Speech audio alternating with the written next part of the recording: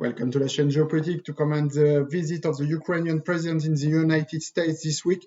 Very important visit due to the fact that this visit comes 4 months after Russia sent 100,000 troops to the Ukrainian border and just 2 weeks after the US chaotic withdrawal from Afghanistan. So what are let's discuss during this video what are the effects of those two events on the US on the Ukrainian president visit in the US. So as I said in introduction, this visit has been more claimed by the Ukrainian president than scheduled by the US President Joe Biden, probably due to the fact that President Zelenskyy understood that the tension is rising very fast in the region, and that's why he asked to his US counterpart to come to the United States to meet him as quickly as possible. And so he met him and he wanted to meet him by the end of September. And the reason behind that is because a major military exercise is scheduled on September 10th, so next Friday. Probably it would be the largest military exercise in the history of Russia and Belarus.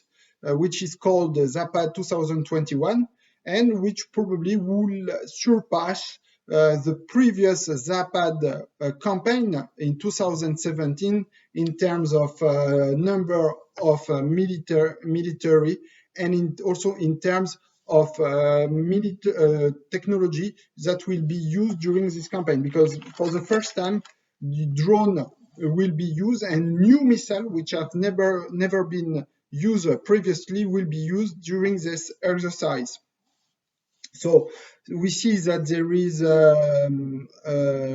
very high, if you like, ambition during this exercise, due to the fact that actually the best scenario of this exercise, of this campaign, is based on possibility of invasion of NATO countries into Belarusian and Russian territory. So clearly, we understand what are exactly now the intention of Russian and Belarusian.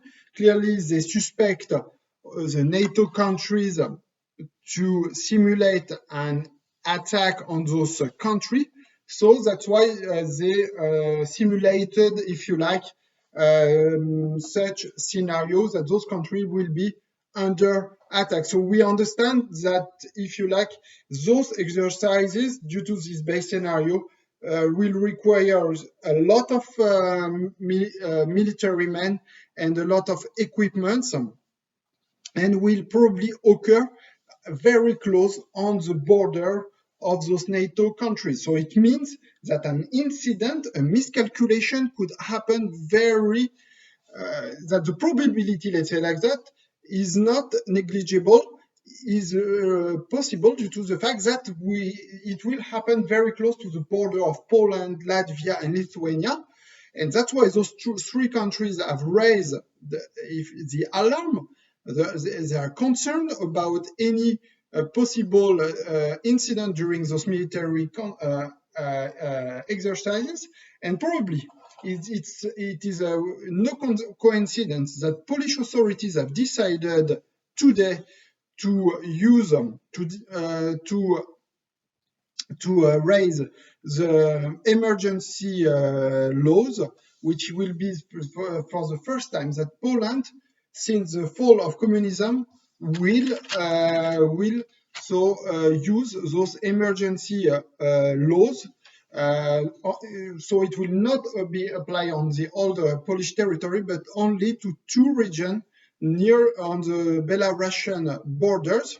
So, but still, it shows. I mean, it indicates. It's indicative of the rising tension in the region, which clearly is notable in terms of wording, because we have recently Polish, Latvian, and Lithuanian authorities have used the wording hybrid war to describe the arrival of new migrants coming from Belarus. And clearly, we see that now it's not a taboo using the word war to describe relation between Belarus and its three NATO neighbors. And clearly, those three NATO neighbors now ask for the help of NATO. We see clearly that for them, the NATO help is crucial before the beginning of those unprecedented military exercise next week.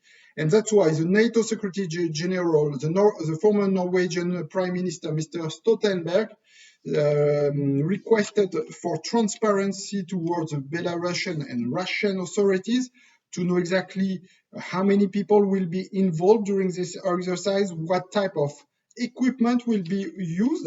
He recalls that it's mandatory under international law to be fully transparent before leading such exercise. And he said that Russia should behave in a predictable and transparent way. That was the statement coming from the NATO Secretary General, Mr. Stoltenberg. So we see that the concerns are extremely high coming from the NATO countries. They remembered the last Zapad campaign in 2017, which was also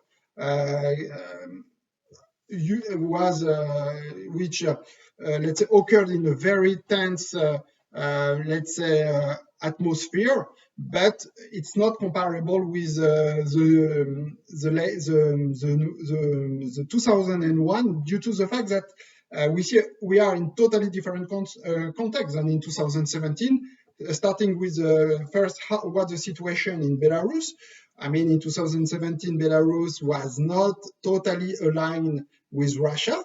I mean, military aligned, but still was not fully aligned. In 2021, Belarus is fully aligned with Russia, and that may change totally, let's say, things. Belarus is not afraid to, let's say, to spark, to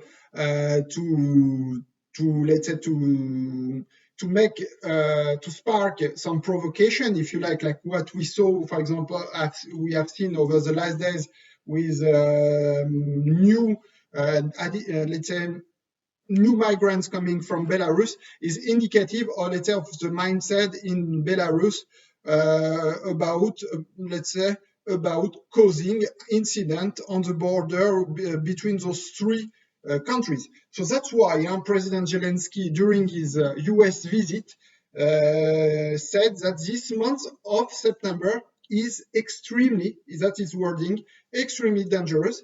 He's totally aware that those exercises, which could also, it's not clear whether also they will occur on the Ukrainian border with Belarus and Russia, could lead to, once again, to an incident.